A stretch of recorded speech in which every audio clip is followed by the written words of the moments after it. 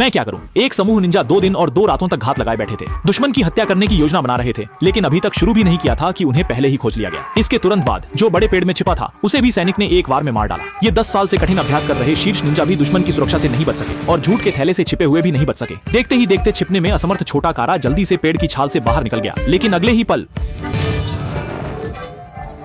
लेकिन इस समय नेता सांबियाओ बिल्कुल भी घबराए नहीं थे, क्योंकि उनके पास अभी भी अपनी विशेष चाल बाकी थी।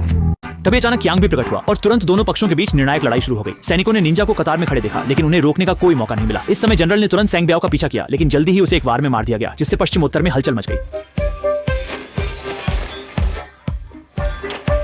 पृष्ठभूमि ध्वनि। जैसे ही निंजा का मुख्य आधार गिरा, छोटे अनुयायी भी जोरदार हमला करने लगे और क्यांग भाई ने अपने लक्ष्य को नेता पर केंद्रित कर दिया। यह देखकर सभी लोग उनका पीछा करने लगे और जनरल ने तुरंत उस घातक हमले को रोक दिया। बिना कुछ कहे उसे 98 टुकड़ों में काट दिया गया। इस समय जब वह एक बार में उसे समाप्त करने की तैयारी कर रहा था, तो क्यांगे तुरंत शोलिंग की ओर दौड़ा।